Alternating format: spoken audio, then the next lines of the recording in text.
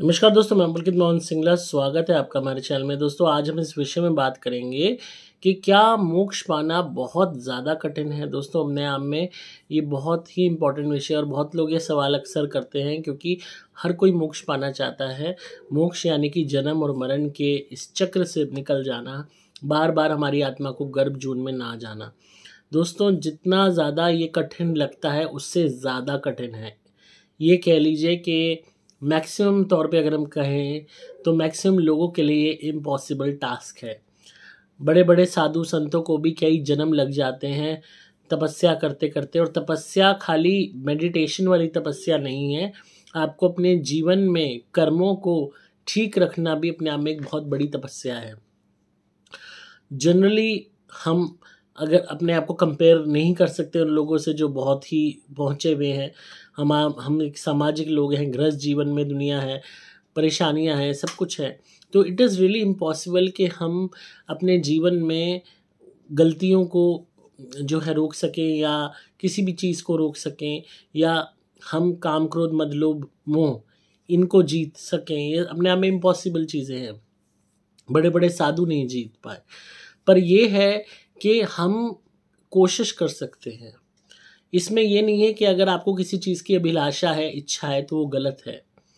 गलत क्या है कि उस इच्छा को पूरा करने के लिए आप दूसरे को परेशान कर रहे हो, तड़पा रहे हो, हर्ट कर रहे हो, उसका गला घोट रहे हो, उसको तंग कर रहे हो। कहते हैं ना कि जो है आटे में नमक दुनिया करती है, पर आप नमक में आटा मत करो। किसी की भी बद्दुआएं मत लो, किसी की भी आहें मत लो। छोटी से छोटी गलती इस मृत्यु भूमि पे, इस मृत्यु लोक में, ये वो लोक है जहाँ इंसान शरीर को त्यागता है। यहाँ पे छोटी से छोटी गलती आपको बार बार जन्म लेने की उस प्रोसेस में ढकेल देती है। तो आप खुद ही सोचिए कि हम अपने इस जीवन में अब तक कोई भी बंदा 20 साल का है, 30 साल का है, 50 का है, 40 का है, 60 का है, ना जाने कितनी अनकाउंटेबल गलतियाँ कर चुके होंगे। तो ये बहुत कठिन है कि हम इस चीज़ के उस तक पहुँचे। बहुत लोग कहते हैं अगर आप खाली मेडिटेशन करेंगे तो आपको मोक्ष मिल जाएगा। बहुत लोग कहते हैं कि खाली अब आप भक्ति करेंगे तो मोक्ष मिल जाएगा। दोस्तों, मेडिटेशन, साधना, भक्ति, इन दोनों के ऊपर जो चीज़ भारी पड़ जाती है वो होते हैं हमारे कर्म। अब बुरे कर्म की परिभाषा हर एक की अलग है, अच्छे कर्म की परिभाषा हर एक की अलग है, पर सही मायने में कौन सा बुरा कर्म है, किन परिस्थितियों में लिया गया है, वो ईश्वर जानता है। हम जज करने वाले नहीं हैं, क्योंकि हम अपने हर कर्म को सही जज करते हैं। हम दूसरे को गलत ठहराते हैं, खुद को सही ठहराते हैं। उसके लिए हम कुछ भी एक्सक्यूज़ बना देते हैं। उसने ये किया तो मैंने ये किया, उसने वो किया तो मैंने भी ऐसे कर दिया। हम हर चीज़ में अपने आप को सही ठहराने का एक मौका नहीं छोड़ते। हम हमेशा ये जताने का प्रयास करते हैं कि हमने कुछ गलत नहीं किया, जो किया सही किया। तो कहीं ना कहीं हम अपने मन को बहला रहे होते हैं कि हमारे से बुरा कर्म नहीं हुआ है, जबकि हमें कहीं ना कहीं ये एहसास होता है कि एक पर्टिकुलर जो कर्म है वो हमसे गलत हो गया है, बुरा हो गया है। पर हम तब भी अपने दिल को दिलासा देने के लिए कहते थे नहीं, उसने भी तो ये किया था, तुमने भी कर दिया, क्या है दुनिया करती है। तो ये एक जब आप इस स्टेज पे आ जाते हो कि आपको ऐसे एक्सक्यूज़ेस देने पड़े, दूसरे के उदाहरण देने पड़े, तो इट क्लियरली मीन्स कि आप गलत जा रहे हैं, आप गलत कर्म कर रहे हैं। अब गलत कर्म बहुत हैं, इनफाइनाइट हैं, हर तरीके का। कोई आप क्राइम कर रहे हैं, ऑब्वियस सी बात है गलत कर्म है। निजी ज़िंदगी में हम कितने गलत कर्म करते हैं हमें पता ही नहीं चलता। कई लोगों को तो यही नहीं पता कि उसका कौन सा कर्म गलत है, कौन सा कर्म सही है। कोई सास जानबूझ के बहू को तंग कर रही है, वो सोचती है कि तो मेरा सास होने का राइट है, ये कोई गलत कर्म नहीं है। कोई बहू है जानबूझ के अपने सास ससुर की इज्जत नहीं करती, उनको रोटी नहीं देती, उन्हें परेशान करती है, या उनकी चुगली झूठी करती है पति से झगड़ा कराने के लिए, वो सोचती है ये तो मेरा राइट है। पति है अपने माँ बाप को जो है वो कर रहा है, पच रहा है, पत्नी को अच्छा नहीं लग रहा, वो कोस रही है, वो सोचती है कि ये मेरा राइट है, पर हो सकता है वो एक गलत कर्म हो। कोई भी बंदा भूखा है और वो चोरी कर रहा है तो सोचेगा मैं सही कर्म कर रहा हूँ क्योंकि मैं भूखा हूँ, हो सकता है वो गलत हो। कोई भी इंसान मल्टीपल पार्टनर्स के पास जा रहा है जबकि पत्नी उसको सुख दे रही है, तो उसके लिए भले ही वो हो कि मेरी सेटिस्फेक्शन नहीं हो रही तो मैं बाहर जा रहा हूँ, पर हो सकता है वो गलत कर्म हो। कोई भी औरत अपने पति को धोखा दे रही है पति उसको सुख नहीं दे रहा, उसको तड़पा रहा है, तंग कर रहा है, उसको पति का सुख जो मिलना चाहिए वो नहीं दे रहा शादी के बाद, और उसने बाहर कोई सपोज़ कोई रिलेशन रखा है, और अगर 1 मिनट के लिए वो उसके कर्म को पति गलत कहता है और हो सकता है उसकी तरफ से वो कर्म जायज़ हो, तो हम कोई नहीं है इस चीज़ को डिफ़ाइन करने वाले। अपने बेस पे हर कोई कहता है मैं सही हूँ, मैंने कुछ गलत नहीं किया, बट सही मायने में जो रियलिटी है वो ईश्वर जानता है, क्योंकि वो दोनों ही सिचुएशंस को देख रहा है, वो पास्ट को देख रहा है, प्रेजेंट को देख रहा है, और वो हमारे ही पास्ट प्रेजेंट कोई नहीं, सामने वाला जिसके साथ कर्म हो रहा है, जिसके साथ हम मिलके कर्म कर रहे हैं, या जिसके कर्म के बाद हमने कर्म किया है प्रतिक्रिया के रूप में, वो दोनों को देख रहा है। हालांकि इंसानों में इतनी कॉन्शियस ईश्वर ने दी है कि वो परख सके, जान सके कि क्या हमने जो ये काम किया है गलत है या सही है, पर हम अपनी इग्नोरेंस में, इस घमंड में कि हम गलत कर ही नहीं सकते, और अपनी ही खुद की सेल्फ इंटरेस्ट में कि नहीं, अहम की उसमें कि नहीं मैं ही सब कुछ हूँ, हमें पहले खुद को पचना है, उस चक्कर में हम पता नहीं हज़ारों गलत कर्म करते हैं, लाखों करोड़ों एक्चुअली। अब कोई डॉक्टर अगर कोई ऐसी दवाई दे रहा है जिससे नुकसान हो, वो जानता है कि इस दवाई के साइड इफ़ेक्ट ज़्यादा है, इससे बाकी अंगों पे बुरा असर पड़ेगा, उसको पता है कि वो उसके बदले में कोई दूसरी दवाई दे सकता है जिसका असर ना पड़े, पर उसको अगर 1 मिनट के लिए वो चूज़ करता है कि भाई मुझे कंपनी से कमीशन मिलेगा दवाई का, मैं यही दवाई लिख देता हूँ, जो होगा देखा जाएगा, और दुनिया लिखती है, तो उसके हिसाब से वो प्रोफेशनल वर्क कर रहा है, पर सही मायने में वो गलत कर्म है। अब कोई भी बंदा उस दवाई से जिसके अंग डैमेज हुए, या वो उसको फर्दर कोई और बीमारी हो गई, या वो और क्रिटिकल हो गया, तो गलत कर्म है। अब इसी के अलावा मतलब ये कह लो कि इनफाइनाइट कर्म हमसे हो जाते हैं, जिसमें गलत कितने हैं हम नहीं जानते, अच्छे कितने हैं हम नहीं जानते। अच्छे जो हैं उनको छोटा सा भी हमने कोई कर्म किया, किसी ने बोला कि ये दान कर दो तुम्हारा ये सब ठीक हो जाएगा, हमने दान किया पर हमारे मन में खुशी नहीं, हम कुड़ते हुए गए, परेशानी, अरे यार अब आज वो भी करके आना है, उसने बता रखा है पंडित ने, तो हमारे द्वारा वो कर्म एक बोझ की तरह हुआ, तो वो कोई अच्छा कर्म में काउंट नहीं हुआ, क्योंकि दिल से नहीं किया गया, आत्मा से नहीं किया गया, एक बोझ के रूप में किया गया। हम सोच रहे हैं हम अच्छा कर्म कर रहे हैं, पर वो अच्छे कर्म में ही काउंट नहीं होगा। इसी तरीके से आप को कोई प्रेरित कर रहा है अच्छा करने के लिए, और फिर आपके अंदर भी वो प्रेरणा जागृत हो रही है और आप अच्छा कर रहे हो दिल से, अच्छा कर्म है। अगर आप बुरे कर्म करके ये जस्टिफाई कर रहे हो कि दूसरे भी करते हैं तो मैंने भी कर दिया तो क्या हो गया, तो आप खुद ही अपने बुरे कर्मों को जस्टिफाई कर रहे हो। अब बहुत लोग मीट मांस खाने को नॉर्मल मानते हैं, कहते हैं ये कोई बुरा कर्म नहीं है, क्या है, इंसान तो जानवर को खाता ही है, पर सही मायने में देखा जाए जानवर जिसके अंदर आत्मा है, जो जीवन जी रहा है, जिसकी पूरी एक लाइफ है, उसकी लाइफ को नष्ट किया जा रहा है, उसका एक तरीके से उस जानवर का मर्डर किया जा रहा है, तब उसकी लाश को खाया जा रहा है। तो अगर उस तरीके से देखा जाए तो ये बुरा कर्म है। आप किसी के जीने का अधिकार छीन रहे हो, भले ही वो जानवर है तो भी उसका जीने का अधिकार है। इसी तरीके से आप 1 मिनट के लिए खूब सिगरेट पी रहे हो, आपके फेफड़े ख़राब हो रहे हैं, तो आप खुद से ही खुद को डैमेज कर रहे हो, गलत कर्म आप खुद के लिए ही चूज़ कर रहे हो। फिर आप ब्लेम कर रहे हो भगवान को, तो इसमें भगवान की तो गलती नहीं है ना। अब शराब पी रहे हो खूब, लीवर अपना बिठा रहे हो, किडनी बिठा रहे हो, और फिर ब्लेम कर रहे हो दूसरों को, तो वो तो एक तरीके से कोई वो नहीं हुआ ना।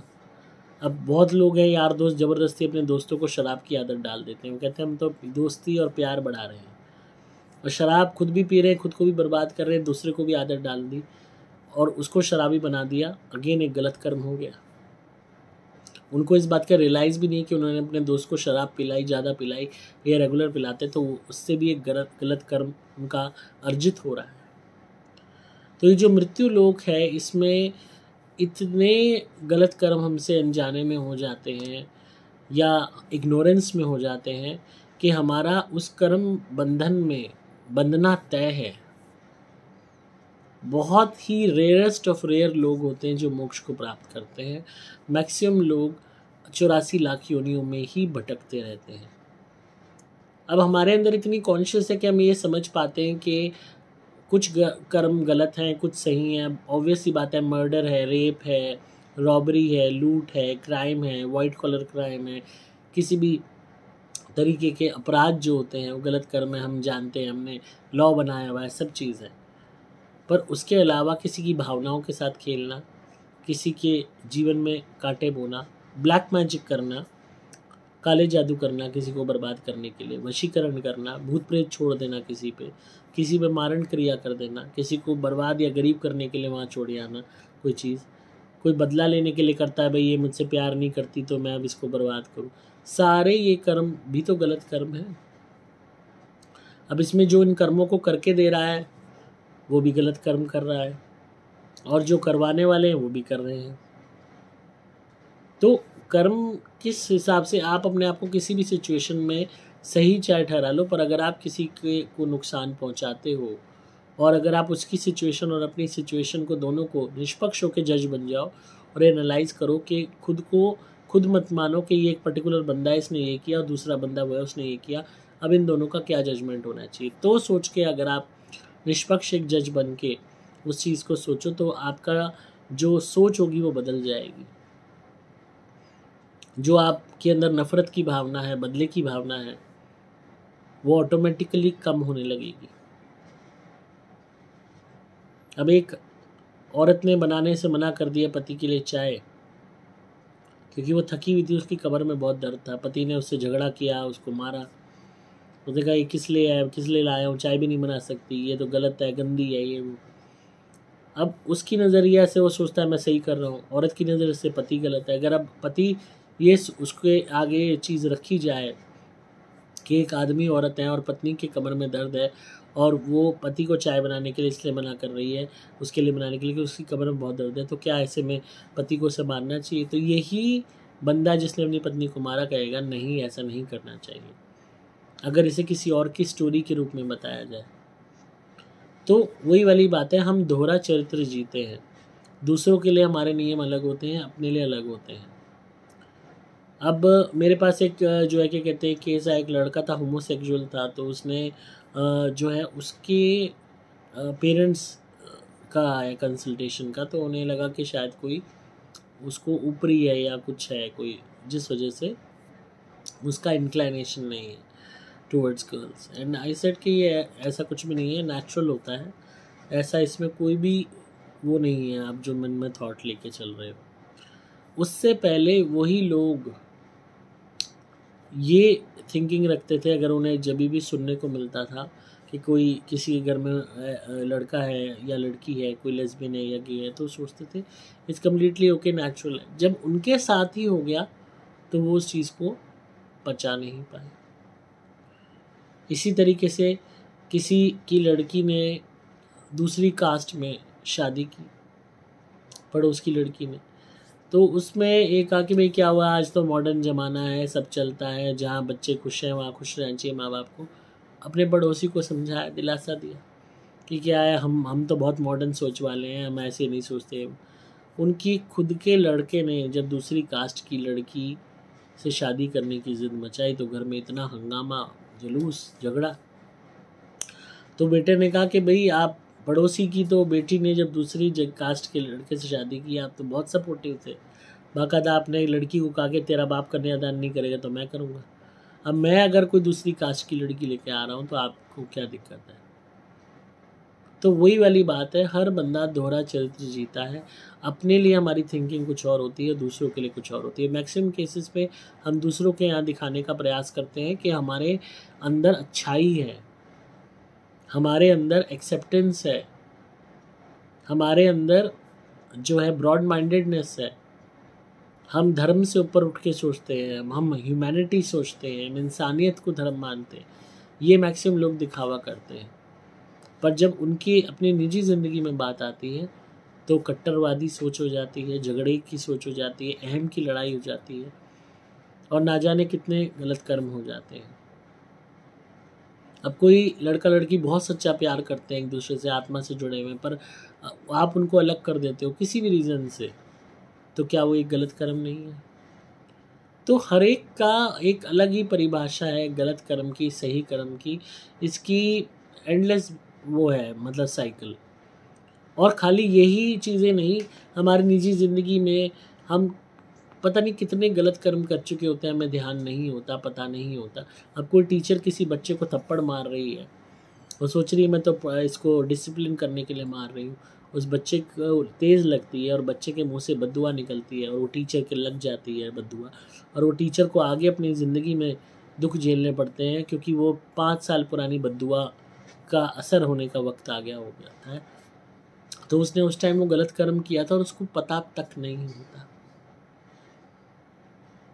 तो इसलिए इस बात को समझिए कि आपको खुद एनालाइज करना सीखना होगा कि अपने कर्मों को, हर कर्म को, छोटे से छोटा कर्म आपको एक नए प्रारब्ध की तरफ ले जाएगा, और इसी कारण से मोक्ष पाना असंभव माना जाता है, मैक्सिमम टाइम नामुमकिन माना जाता है। क्योंकि चाहे आप कितनी साधना कर लो, चाहे कितनी भक्ति कर लो, कर्म से आप नहीं बच सकते। आपकी आत्मा को शरीर क्यों प्रदान किया गया है, इस मृत्यु लोक में क्यों डाला गया है, भौतिक दुनिया में, इस भौतिक शरीरधारी होकर इस पृथ्वी पे क्यों आपको फेंका गया है, ताकि आप कर्म करो। बिना कर्म के तो आप एक दिन क्या, एक क्षण क्या, एक मिनट क्या, एक सेकंड नहीं चल सकते, काट सकते। तो ये धरती ही ऐसी है जहाँ हमें बहुत सोच समझ के कर्मों को करना होगा। हाँ, चाहे मोक्ष असंभव है, पर अच्छे कर्म करने से, अगर हम अच्छे कर्मों को बढ़ाते हैं, इतनी कॉन्शियस रखते हैं और बुरे कर्मों को घटाने का प्रयास करते हैं, तो हमारी जो नेक्स्ट लाइफ होगी वो हमें बहुत अच्छी मिल सकती है। आज भी हम अपने लोग देखते हैं जीवन में, कोई बंदा है फरारी में घूम रहा है, करोड़ोंपति है, बड़े बड़े बंगलों में रह रहा है, फिल्म स्टारों को देखते हैं भाई कितनी मौज ले रहे हैं, सेलिब्रिटीज़ को देखते हैं, पॉलिटिशियंस को देखते हैं, बड़े बड़े बिजनेसमैनों को देखते हैं, अपनी लाइफ से कंपैरिजन करते हैं, कहते हैं हम कहाँ हैं देखो, और वो लोग कहाँ हैं। कोई सोने की लड़ पहन रहा है, कोई किसी के घर में 100 नौकर हैं, हमारे के पास एक भी नहीं है। कोई कुछ, कोई कुछ। तो कुछ तो उन्होंने अच्छे कर्म अपनी पास्ट लाइफ में किए होंगे जो उनकी ये ज़िंदगी इतनी ऐश्वर्यपूर्ण है, जो हर घंटे करोड़ों कमा रहे हैं। कुछ तो अच्छा किया होगा ना। आप क्यों नहीं है उनकी जगह पे, और वो आपकी जगह पे क्यों नहीं है? इसका सबसे क्लियर आंसर है कि पास्ट लाइफ में उन्होंने बहुत ही उम्दा कर्म किए हैं, जो उन्हें मोक्ष भले ही नहीं दिला पाए, पर ये जो ज़िंदगी है वो किसी स्वर्ग से कम नहीं। जिस ज़िंदगी को बिताने के लिए, जीने के लिए लोग तरसते हैं, हम लोग देखते हैं ना, a day a life in क्या क्या कहते हैं उसको, एक दिन, हाउ दी सेलिब्रिटीज़ लिव, के इनकी ज़िंदगी कैसी होती है, एक दिन इनकी ज़िंदगी में रह के बिताएं, इस तरीके के वो। या आप बड़े बड़े बिजनेसमैन हैं, उनके मकान को देखते हो, बाहर से फ़ोटो खिंचाते हो, कहीं कुछ, तो आप कल्पना करते हो कि भाई काश हम भी इनकी जगह होते। तो क्यों नहीं हो? हमारे जीवन में, अगर इस जीवन में आप इस नतीजे पे पहुँचे हो कि आपने कोई भी बुरा कर्म अभी तक नहीं किया है, हालांकि ये सोच ही गलत है करनी, अगर आपकी ये सोच है तो ज़रूर पास्ट लाइफ में गलत किया है, बहुत गलत किया है। इसी वजह से ज़िंदगी में इतना दुख है जो आप झेल रहे हो, क्योंकि आपको जो श्योरिटी है कि इस जीवन में तो हमने किसी का गलत किया ही नहीं है। जब इस जीवन में नहीं किया तो पैदा होते के साथ ही क्या अपराध है आपका जो आपको इतना दुख है? किसी के घर में बीमारी है, किसी के घर में कलेश है, किसी के घर में डोमेस्टिक वायलेंस है, किसी के घर में कोई दिक्कत है, किसी के पैसे की तंगी है, किसी के कोई परेशानी है, किसी के घर के झगड़े ख़त्म नहीं होते, कहीं कुछ है, कहीं कुछ है। क्यों है? अगर आप लोगों ने किसी का कभी बुरा नहीं किया, क्यों आपको सज़ा मिल रही है? तो क्लियरली मीन्स के पास्ट लाइफ में कुछ गलत हुआ है, ऐसा गलत हुआ है जिसकी सज़ा अब हमें भुगतनी पड़ रही है। तो अच्छे कर्म रेगुलर करना हमने छोड़ना नहीं है ये सोच के कि हम तो कर्म बंधन में पड़े ही रहेंगे, फिर फ़ायदा क्या है? ये गलत सोच होगी। उल्टा उससे आप, अगर आप बुरे कर्म करने के लिए प्रेरित हो जाओगे तो निचले वर्ग की योनियों में आपकी आत्मा को ढकेल दिया जाएगा। पशु पक्षी, रेंगने वाले जीव, मगरमच्छ, कीड़े मकोड़े, मच्छर मक्खी, और इनके लिए गर्भ जून की यात्रा इतनी ज़्यादा होती है कि आप सोच भी नहीं सकते। क्योंकि मच्छर है, आपने तुरंत मारा, एक दोबारा मच्छर बन के पैदा हो गया, फिर मारा, पैदा हो गया। मतलब ये कह लो कि इतनी ज़्यादा इनके जन्म होते हैं उन दयनीय योनियों में कि आप सोच भी नहीं सकते। बिल्ली ने बच्चा दिया, 2-3 दिन बाद, 4 दिन बाद, 5 दिन बाद बच्चा बाहर निकल गया सड़क पे ऑब्वियस सी बात है, बिल्ली कहाँ बच्चा देगी? सड़क पे या किसी घर में छुप के, कहीं ओटक में, खाली प्लॉट पे। सड़क पे निकल गया, गाड़ी कुचल गई उसको, आत्मा निकल गई, दोबारा गर्भ जून में पहुंच गई, फिर बिल्ली ने बच्चा दिया, फिर वो निकला, इस बारी 100 दिन जी गया, 100 दिन बाद देखा कहीं पे चढ़ा, किसी ने कहीं से गिर गया दीवार से ऊंची से, मर गया, फिर गर्भ जून में पहुंच गया। तो आप इस बात को समझिए कि जो पशुओं की, जानवरों की, रेंगने वाले जीवों की, इनकी योनियाँ और भी दर्दनाक होती हैं और इनमें जन्म अनगिनत बार होता है, अनगिनत, मतलब आप सोच भी नहीं सकते, क्योंकि लाइफ स्पैन इनका बहुत छोटा होता है। एंड अगेन, अगर आप मच्छर बने, कीड़े बने, सांप बने, मारे गए, फिर सांप बने, फिर किसी ने मार दिया, फिर सांप बने, या फिर और किसी योनि में चले गए, तो आप सोचिए कि कितनी आपकी आत्मा की तड़पन होगी।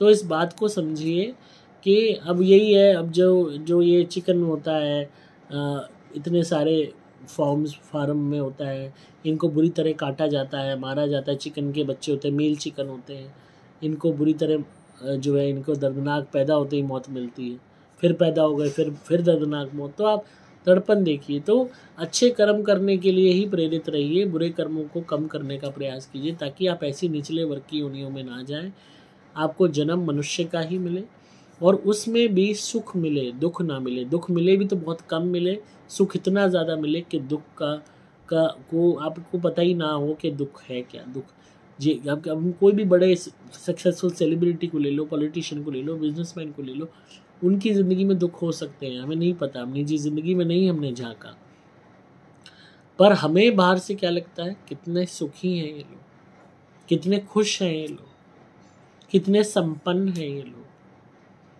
इनकी तो मौज है, इनके घर तो लक्ष्मी बरस रही है। होता है ना फील, चाहे उनके जीवन में पता नहीं कितने दुख हो, पर सुख इतना होता है कि वो दुख झेलने की शक्ति वो सुख देता है। अब कोई भी बंदा अमीर बन के पैदा हो गया, ऑब्वियस सी बात है, बहुत उसके ठाट बाट है, मौज है, पास्ट लाइफ में बहुत अच्छे कर्म करके आ रहा है, पर इस जन्म में वो बुरे कर्म करने लगता है, किसी को बर्बाद कर रहा है। सपोज कोई पॉलिटिशियन है, किसी को वैसे नुकसान पहुंचा रहा है, किसी को कुछ कर रहा है, किसी से वैसे बदले ले रहा है, तो पावर का गलत इस्तेमाल करके बुरे कर्म कर रहा है। होगा क्या उससे? बुरे कर्म अर्जित होने शुरू हो जाएंगे। कोई बिजनेसमैन ही है, फैक्ट्रियाँ हैं उसकी बहुत बड़ी बड़ी, ख़राब सामान बना के दे रहा है, ऐसा सामान दे रहा है जिससे शरीर खराब हो, ऐसे प्रोडक्ट्स दे रहा है खाने पीने के, तेल में बहुत मिलावट होती है, सरसों के तेल में, वो ऐसा दे रहा है जिससे वो हो। सपोज़ कोई ऐसे बिस्किट दे रहा है जिसमें ऐसी चीज़ें डाल रहा है जिससे नुकसान हो। सपोज़ फॉर एग्ज़ाम्पल कोई जो है क्या कहते हैं, एडल्ट्रेटेड शराब बेच रहे, तो मतलब चाहे वो संपन्नता है, मौज है, सब कुछ है, पर अगर वो अपने उस संपन्नता का, उस पैसे का फ़ायदा उठा के बुरे कर्म कर रहा है जिससे दूसरों को नुकसान हो रहा है, वो नुकसान चाहे सामने नहीं आ रहा, शारीरिक नुकसान हो रहा है और कोई तरीके से शरीर में रोग पैदा हो रहा है, बुरा कर्म है। इस लाइफ स्पैन में सपोज उसने 50 साल, 60 साल, 70 साल वो कर्म किया, अमीरी में मरा, ऐश में, खूब मौज में, चाहे कोई पॉलिटिशियन है, चाहे कोई बिजनेसमैन है, चाहे कोई सेलिब्रिटी है, चाहे कोई भी है, जब वो मरा तो नेक्स्ट जन्म कहाँ हुआ? सपोज किसी कुत्ते के रूप में हुआ, सपोज इंसान के रूप में ही हुआ तो कहीं पे सड़क पे पैदा हुआ, फुटपाथ में, ऑर्फनेज में हुआ, पैदा हुआ, माँ बाप पटक गए लवारिस के तौर पे किसी कचरे की पेटी में। उस बच्चे का क्या कसूर? कुछ तो बुरा किया होगा उस बच्चे की सोल ने, जो उसको ऐसा फेट मिला कि माँ बाप ने ही नकार दिया। बहुत लड़कियां एक कुंवारी माँ बन जाती हैं, बच्चा नहीं गिरा पा रहे, पैदा किया, कहीं भी पटक दिया, मंदिर के बाहर छोड़ दिया है, कचरे में डालिया है, लड़की हुई डालिया है, तो उस आत्मा ने कुछ तो ऐसा गलत किया होगा जो उसको ये फेट झेलना पड़ा, जो बचपन में एक पशु के बच्चे की भांति कचरे में या सड़क पर पड़ा होना उसको नसीब हुआ। बाद में उसकी लाइफ क्या होगी, अनाथ आश्रम में होगी या कोई अडॉप्ट कर लेगा, डैट इज़ अनदर सिनेरियो।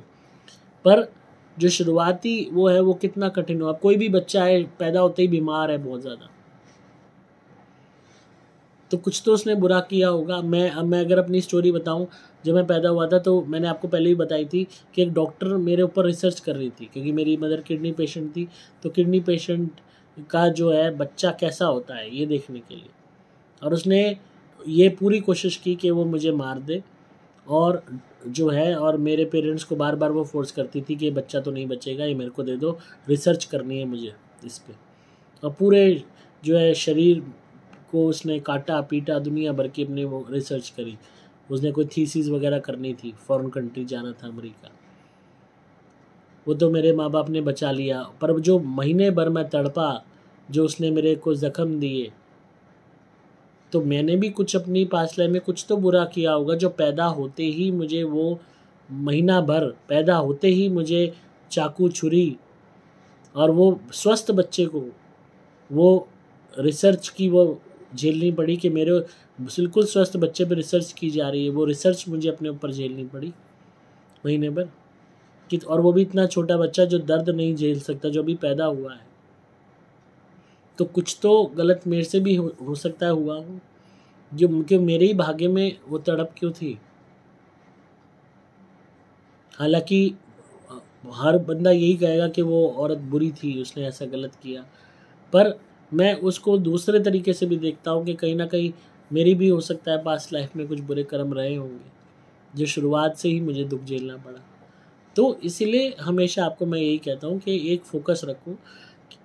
कहते हैं ना कि 100 नंबर लाने की, 120 नंबर की प्रार्थना करोगे तो 100 आएंगे, 150 की तैयारी करोगे तो 100 आएंगे। इसी तरह मोक्ष की तैयारी करके कर्म करोगे कि हमें तो मोक्ष का प्राप्त करना है, उसकी तैयारी करके कर्म करोगे तो भले ही मोक्ष ना मिले, नेक्स्ट लाइफ हो सकता है आपको बहुत अच्छी मिले, जिसमें आपको हर वो सुख हो जिसके लिए आप तरसते हो।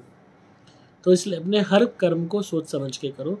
किसी भी कर्म में किसी की बद्दुआएं, किसी की आहें मत लीजिए, किसी को तड़पाइए मत। अपनी तरफ से कोशिश कीजिए कि कम से कम बद्दुआएं लेनी है, ज़्यादा से ज़्यादा दुआएं लेनी है।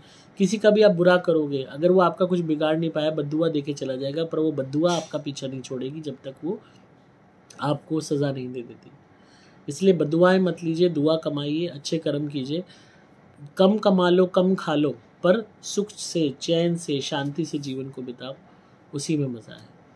और ताकि आपके मन में कोई मलाल ना हो मरते वक्त, कंटेंटेड लाइफ जियो, मरते वक्त शांति हो मन में, ताकि नेक्स्ट लाइफ आपकी बेहतरीन से भी बेहतरीन हो, और क्या पता मोक्ष मिल भी जाए। तो आई होप आपको आज की वीडियो पसंद आई होगी। तो इसी तरह सुनते रहिए, प्यार देते रहिए। अगर आप किसी भी नेगेटिविटी से परेशान हैं, कोई भी ब्लैक मैजिक आप पे करता है, तो धुनी मंगाइए हमारी, उसको घर में जलाइए। सुपर स्पेशल एक्स्ट्रा या सुपर प्लैटिनम, फ़ायदे होने शुरू हो जाएंगे, काम बनने लगेंगे। कोई पुरानी विश है पूरी नहीं हो रही है, तो हमारी सुपर गोल्ड धुनी मंगाइए, इसको जलाइए और उस विश की कामना कीजिए, आपको अच्छे रिजल्ट्स देखने को मिलेंगे। पैसे की प्राप्ति के लिए लक्ष्मी प्राप्ति धुनी आप हमारी घर में जला सकते हैं, इससे मनी अपॉर्चुनिटीज़ खुलेंगी। एंड अगर आपके ऊपर बहुत ही ज़्यादा बड़ा संकट है, ब्लैक मैजिक है, नेगेटिविटी है, भूत प्रेत ब्यादा है, तो हमारे क्रिया वाले नारियल मंगवाइए, इनसे उतारा कीजिए और नारियल हवन कुंड में जलाइए। ये रेगुलरली आप रिपीटेडली जब आप करेंगे तो बड़ी से बड़ी प्रॉब्लम आपके ऊपर से हट जाएगी।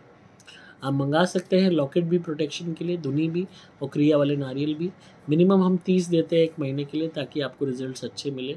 आपको सिंपली मोबाइल नंबर 8130331007 पे व्हाट्सएप मैसेज करना होगा। नंबर दोबारा बोल रहा हूँ, 8130331007। डिस्क्रिप्शन में आपको डिटेल्स मिल जाएंगी। वीडियो कैसी लगी ज़रूर बताइएगा, शेयर कीजिएगा वीडियो को, ताकि और भी लोग इस जीवन को बेहतरीन बना सके। मैं हूँ आपका दोस्त पुलकित मोहन सिंगला।